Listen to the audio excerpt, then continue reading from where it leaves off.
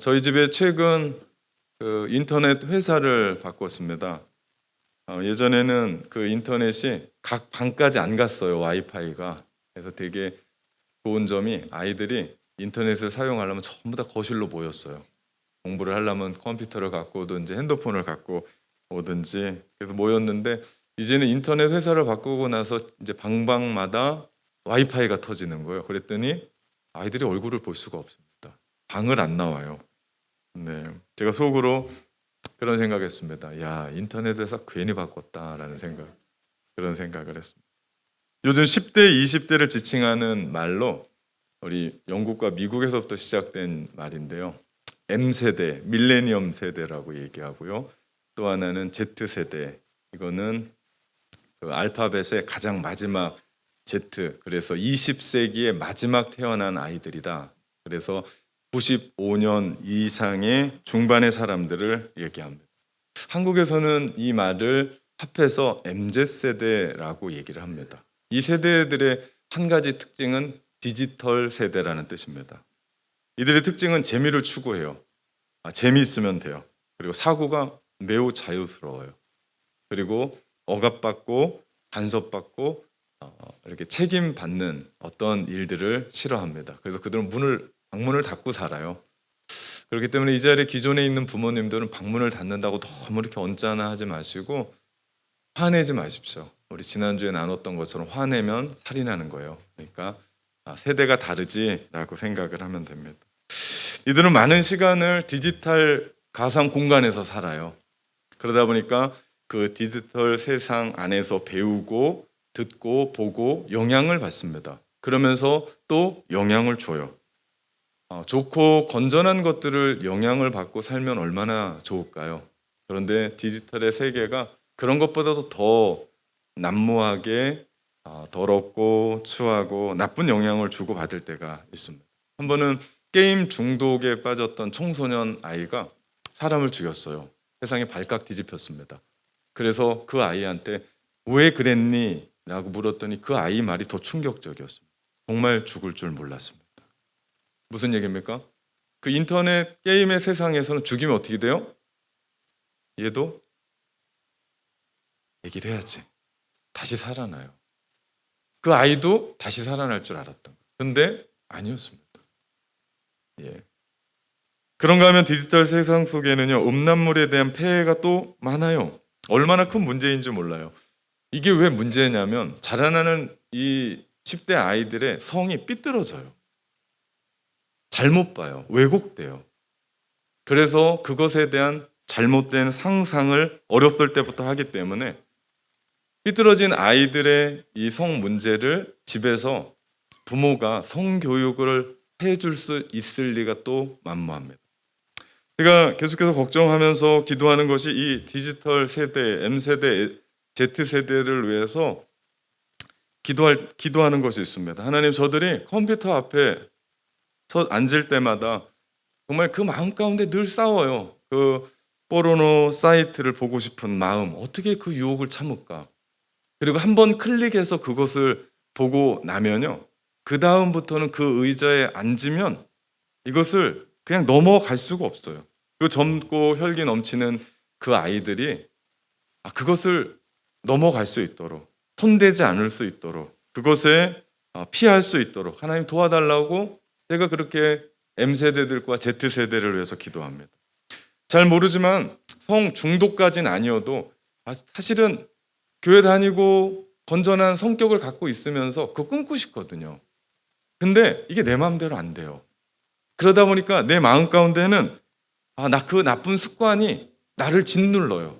그러면서 내 마음 가운데 내가 잘못된 사람이라고 생각할 때가 너무나 많아요. 그래서 힘들어요. 그리고 하나님 앞에서 결단해요. 또 다시는 안 보겠노라고. 근데 여지없이 무너지는 나 자신을 보면서 괴로워하고 힘들어하는 사람들이 있다. 그들을 위해서 우리가 또 기도해야 합니다. 저는 우리 교회 성도들 가운데 결혼 생활에 이미 그런 나이가 아닌데 권태를 느끼고 있는 분들이 있는 것을 압니다. 이분들을 위해서 기도해야 돼요. 왜냐하면 이분들은 그 유혹의 한가운데 서 있어요. 배우자를 향해 늘 꺼지지 않는 불만을 품고 살아가는 남자와 여자들, 대단히 위험한 자리에 있다. 그런가 하면 우리가 학교를 가고 직장에 가고 수많은 이성들을 만나고 그 안에서 우리는 상당히 어려운 시험들을 만날 때를 경험합니다. 여러분 그거 아십니까? 교회도 만만치 않아요. 교회라고 괜찮을 것 같습니까? 등잔 밑이 어둡다고요. 참 많은 나쁜 일들이, 사실은 고린도전서를 읽어보면 야 이런 일들이 있을까? 예, 정말 있더라고요. 그렇기 때문에 교회도 그것에 대해서 자유롭지 못합니다. 영적인 전쟁이죠. 그렇기 때문에 우리가 기도해야 돼요. 참 쉽지 않은 세상을 우리는 삽니다. 세상이 살기가 쉽지 않은데요. 사실 오늘 저는 이 설교가 쉽지가 않아요. 그 주제가 간음이에요. 간음하지 말라. 사실 이 말씀이 무척이나 불편합니다. 세상의 가치관 그리고 개방적인 성 문화 속에서 타락한 인간의 본성 안에 이 말씀은 별로 환영받지 못하는 말씀이에요. 그런데 산상수훈으로 오늘은 하나님의 나라로 살다라고 하는 주제를 가지고 말씀을 듣는데 이 말씀을 건너뛸 수가 있어요. 다음 주는 더 어려워요. 다다음 주겠네요. 이혼에 대한 얘기를 같이 풉니다. 왜냐하면 이 현대사회에 이것만큼 심각한 문제가 없기 때문에. 간음하지 말라 이 말씀은 십계명의 7계명이에요. 십계명은 만고불변의 법칙입니다. 다시 말하면 영원한 법칙이에요. 변하지 않습니다. 십계명의 핵심은 하나님의 사랑과 이웃 사랑을 요약합니다. 십계명을 읽어보면요, 하나님 사랑해라, 더 잘 사랑해라, 이웃 사랑해라 말씀하세요. 이렇듯 예수님은 산상수훈에서 구약의 율법, 특별히 십계명이 예수님의 새로운 해석, 다른 해석은 아니에요. 제 해석을 말씀하시며 옛사람은 너희에게 이렇게 얘기했다. 근데 나는 너희에게 이렇게 얘기한다 하면서 율법의 본질에 대해서 말씀합니다. 근데 우리가 읽어보듯이 십계명은 전부 다 하지 말라는 부정적인 얘기밖에 없어요. 하지 말라, 하지 말라, 하지 말라. 우리 7계명도 간음하지 말라라는 말씀이에요.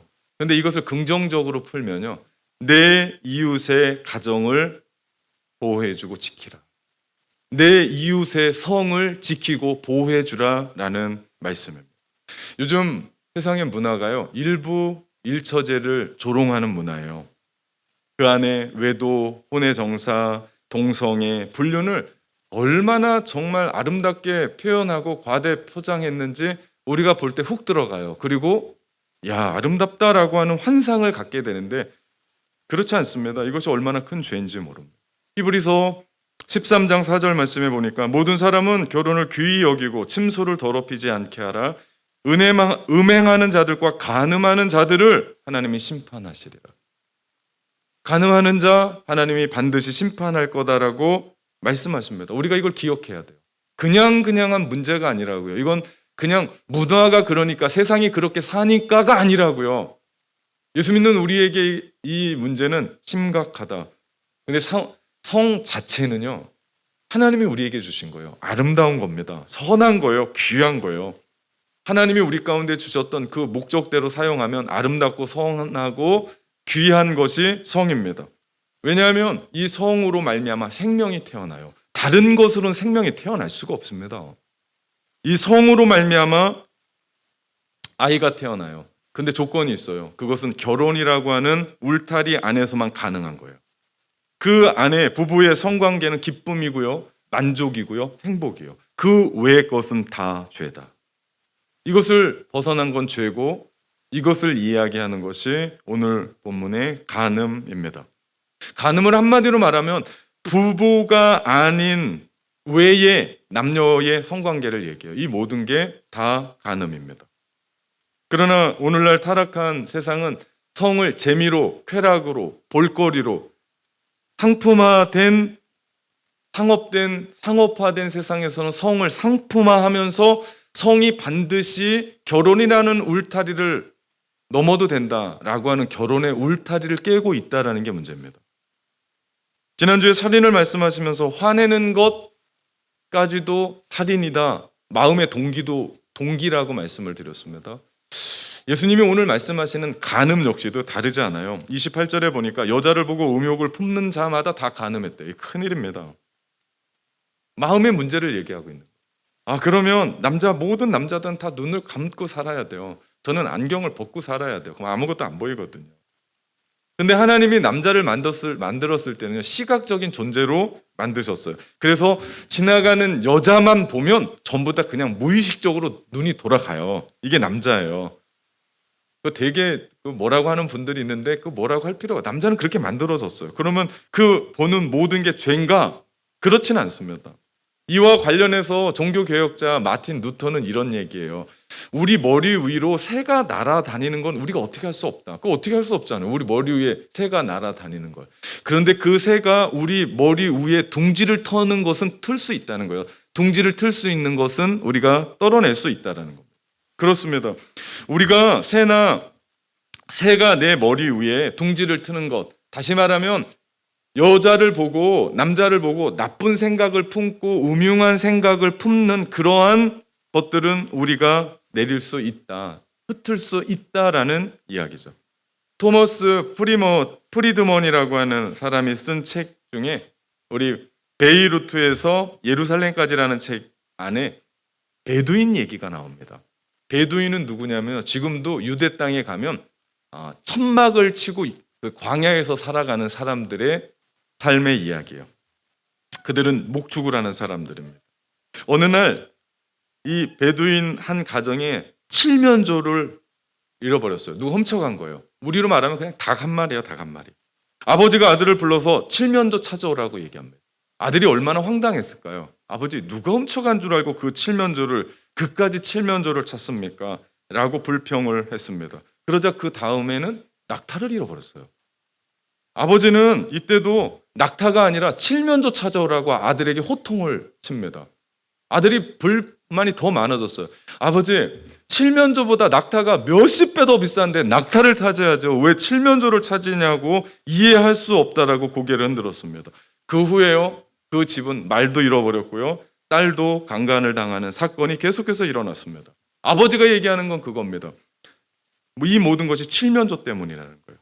도둑이 칠면조를 훔쳐갔을 때 저들이 찾지 않았기 때문에 그 모든 것 훔쳐갈 수 있었다라는 겁니다. 우리의 마음이 그래요.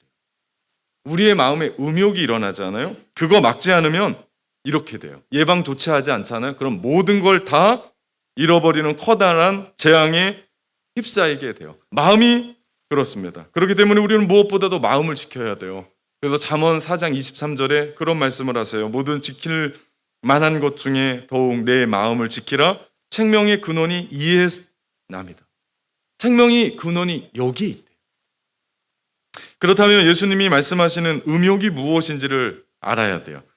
음욕으로 쓰였던 헬라어 단어가요, 에피투미아입니다. 이 에피투미아라고 하는 뜻은 아주 구체적이에요. 그냥 성적인 매력을 가진 그런 뜻이 아니에요. 자신의 성적인 희열을 느끼려고 의도적으로 상대방을 도구화해서 자기가 그것을 쳐다보는 거예요. 이게 에피투미아입니다. 에피투미아는 첫 번째 보는 게 아니에요. 첫 번째 딱 보고 예뻐, 매력 있어, 이런 게 아니에요. 두 번째 보는 거예요. 어떻게 보는 겁니까? 예뻐, 매력 있어, 이걸 더 넘어가서 내가 어떻게 한번 해볼까? 라고 하는 음흉한 태도를 보이는 겁니다. 음흉함으로 그 사람을 바라보는 거예요. 이건요, 사람에 대한 관심이 아니에요. 머리 예쁘게 하셨네, 이런 뜻이 아니에요. 자기 마음 가운데 아주 음흉한 마음을 가지고 그 사람에게 접근하고 신체의 어떤 부분을 집중하는 겁니다. 그것은 자신의 쾌락을 위해서 성적인 욕구를 의도적으로 키우는 거예요. 이것은 사랑과는 정반대의 개념이에요. 사랑은 그 사람의 가치를 인정합니다. 근데 여기에서 이야기하는, 예수님이 얘기하는 음욕, 에피투미아는요, 절대 그 사랑의 가치를 비하합니다. 이것이 음욕을 품는 거고, 예수님이 말씀하신 것처럼 그 사람은 간음한 사람이다라고 얘기합니다. 성경이 말하는 간음이요, 얼마나 무섭냐면 우리 고린도전서 6장 18절에 보면 음행을 피하라. 사람이 범하는 죄마다 몸 밖에 있거니와 음행하는 자는 자기 몸의 죄를 범한다. 다른 죄는 몸 바깥에 있대요. 근데 이 음행은 우리 몸에 있어서 몸에 들어오기 때문에 집요하게 우리 내면을 파고들고 우리의 영혼을 망쳐버립니다. 이게 문제예요. 그래서 성경은 이렇게 조언합니다. 잠언 6장 32절, 여인과 간음하는 자는 무지한 자라, 이것을 행하는 자는 자기 영혼을 망하게 한다라고. 더구나 간음은 또 다른 죄를 양상시키고 확장시켜요. 그냥 간음 그것만 진짜 않아요. 그 간음을 무마하게 해서 거짓말해요. 그 거짓말하면서 누군가를 또 죽여요. 누가 그랬습니까? 다윗이 그랬어요. 다윗이 아내가 많았어요. 그럼에도 불구하고 목욕하고 있는 밧세바가 눈에 들어왔고 음욕을 품고 간음죄를 졌단 말이에요. 그리고 나서 그의 남편이 우리아였습니다. 우리아는 다윗의 충신이었어요. 그 충신을 어떻게 합니까? 전쟁 중에 최고 극렬한 곳에 앞에 보내고 다른 사람들은 빠집니다. 무슨 얘기입니까? 죽이라고 얘기. 군대 장관 요압에게 편지를 써서 그렇게 우리아를 뒤도 모르게 해치웁니다. 간음죄뿐만 아니었습니다. 살인죄까지도 나아가는. 여러분, 간음은 그냥 거기서 끝나지 않아요. 죄를 양산하고 더 크게 일으킵니다. 이렇듯 간음은 개인뿐만이 아닙니다. 나의 가정뿐만 아니라 남의 가정까지도 짓밟고 무너뜨려요. 여러분, 내가 사랑하는 배우자를 어떻게 볼 거며, 또 더 큰 문제는 자라나는 그 다음 아이들을 어떻게 볼 거냐. 이거 누가 책임질 겁니까? 사랑이라는 미명 아래, 재미라는 미명 아래, 쾌락이라는 미명 아래, 그거 누가 책임질 겁니까? 그 아이들, 하나님 앞에 서서 너에게 맡겨줬던 그 자녀들 어떻게 했니? 물어볼 때 우린 또 어떻게 이 이야기들을 답할 수 있겠습니까? 여기서 끝나지 않아요. 이것은 가정이 무너지니까요. 사회가 타락해요. 그래서 성경은 간음을 개인적인 차원의 죄로 국한시키지 않고요. 신명기 22장 22절에 보니까 어떻게 합니까? 이스라엘 사회를 무너뜨리는 그 간음한 그들을 죽이라. 남자든 여자든 다 죽이라라고. 아주 단호합니다. 왜 그렇습니까? 이스라엘 사회에 악영향을 미치고 있는 그들 죽이라. 아니, 성경에서 이렇게까지 단호한 데는 없습니다. 죽이라고 이야기합니다. 제거할 것을 말씀합니다. 그렇다면 우리는 오늘 이 말씀 붙잡고 간음하지 않고 나와 타인의 가정을 지키고 보호하며 행복을 도모하며 살 수 있는 방법이 뭐가 있을까요? 전 두 가지를 여러분에게 말씀드리고자 합니다. 첫째는요, 보는 것을 조심하십시오. 보는 것을 조심하십시오. 29절에서 30절 말씀해 보니까요, 내가 만일 내 오른 눈이 너를 실족하게 하든 떼어내 버리라. 내 백체 중 하나가 없어지고 온몸이 지옥에 던져지는 것이 유익하며, 또한 만일 내 오른손이 너로 실족해 하거든 찍어내 버리라. 내 백체 중 하나가 없어지고 온몸이 지옥에 던지오지 않는 것이 유익하다 말씀합니다. 성경은 단호합니다. 간음하게 하는 그 눈 빼버리라. 내 손 잘라버리라. 그러지 않으면 지옥에 간다라고 말씀. 물론 실제로 눈 빼고 손 자르라는 얘기가 아니에요.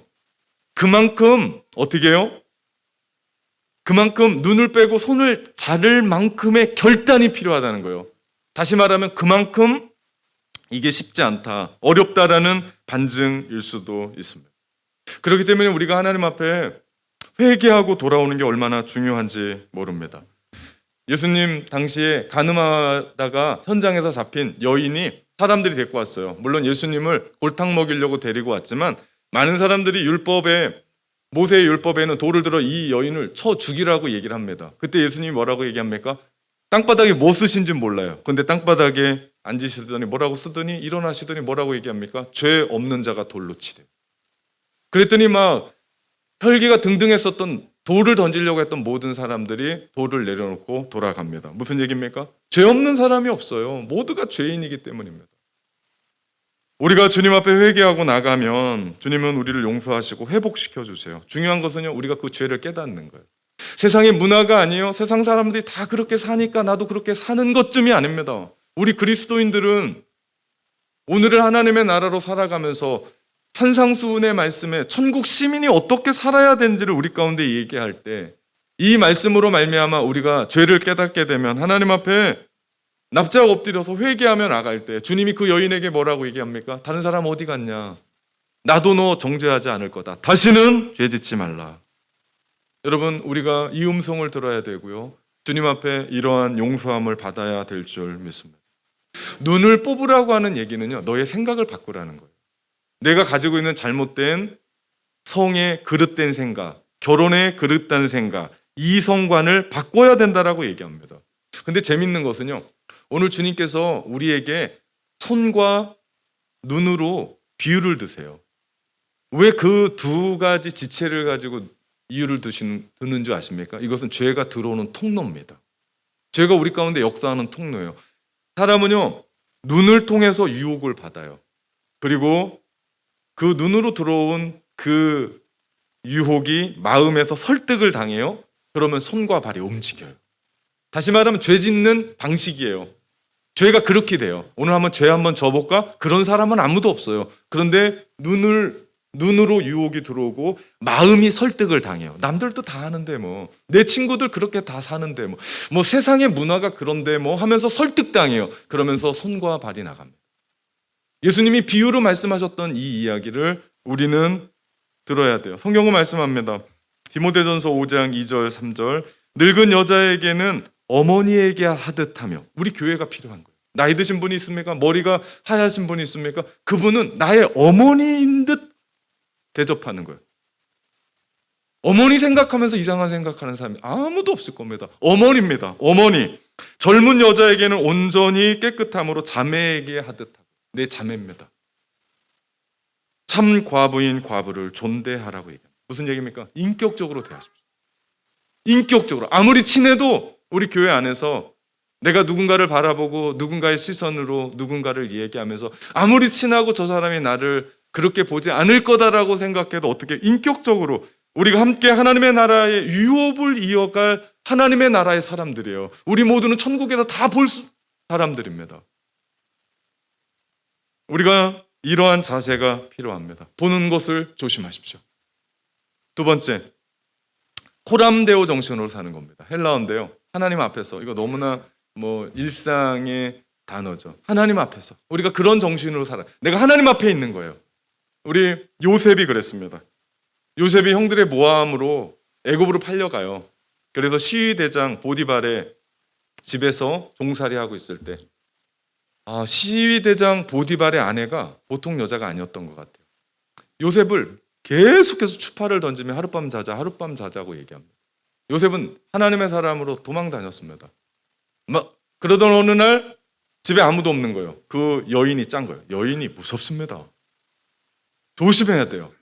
다 내보내고 요셉을 붙잡습니다. 요셉은요, 겉옷을 내팽개치고 도망갑니다. 가만 보니까 요셉은 그 여인이 무서워서가 아니라 죄의 결과가 무서웠기 때문에 피한 거예요. 근데 제가 그 말씀을 묵상하면서 그 여자도 무서웠겠다라는 생각이. 무섭습니다. 세상은 무섭게 달려와요. 그것 때문에 요셉은 누명을 쓰고 감옥에 들어가지만 그는 코람데오 정신, 뭡니까? 하나님 앞에서의 신앙을 가지고 그가 창세기에 뭐라고 얘기합니까? 내가 어찌 이 큰 악을 하나님 앞에 죄를 지으리겠습니까? 내가 어찌 이 큰 악을 행하여 하나님께 죄를 짓겠습니까? 여러분, 이런 정신이 우리 가운데 있어야 돼요. 뭡니까? 보이지 아니하신 하나님이 나와 함께 계시는 거예요. 그분이 나와 함께 계시는 거예요. 근데 내가 어떻게 죄를 짓고 살 수 있겠냐고 그 요셉은 그 여인과 자신의 삶 속에 하나님을 대입합니다. 우리의 삶 속에 우리와 영원히 동행하시는 성령님을 우리는 날마다 개입시켜야 돼요. 성령님은 우리와 함께 계세요. 두세 사람이 내 이름으로 모인 곳에 내가 너희와 함께 계시다. 이 예배뿐만 아니라 우리의 삶의 그 자리뿐만 아니라 여러분이 있는 그 자리에 성령님이 여러분과 함께 계십니다. 그렇기 때문에 성령님의 도우심을 구하십시오. 성령님은 거룩한 영이세요.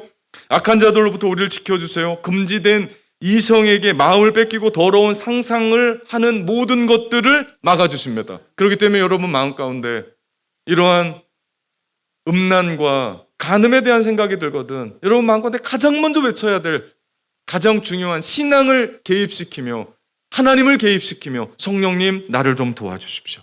성령님 나를 좀 도와주십시오. 눈을 뽑으라고 말씀하신 것처럼 눈을 뽑으려고 작정한 사람처럼 손을 잘라 버리려고 작정한 비장한 각오를 한 사람들처럼 우리가 성령님께 매달려야 됩니다. 성령님 도와주십시오. 그래야 나뿐만 아니라 우리의 가정뿐만 아니라 내 아내, 내 남편뿐만 아니라 우리의 자녀들뿐만 아니라 남의 가정도 지키고 행복을 추구할 수 있는 줄 믿습니다. 우리 모두는요, 예수 그리스도의 십자가의 은혜로 구원받은 사람들입니다. 성경의 바울은 우리가 십자가에 못 박았을 때 육체만이라고 얘기 안 해요. 정말 중요한 얘기를 하고 있습니다. 갈라디아서 5장 24절. 그리스도 예수의 사람들은 육체와 함께 그 정욕과 탐심을 십자가에 못 박았다라고 얘기합니다. 육체만이 아니에요. 그 정욕과 탐심, 뭡니까? 우리로 하여금 간음죄를 지켜야 하는 근본의 원인입니다. 정욕과 욕심. 그러지 않아요? 내 안에 한 안에 있으면 되는 거 아니에요? 뭐 욕심 부리고 삽니까? 그러면 되는 거 아니에요? 하나님이 짝져 주신 거 아니에요?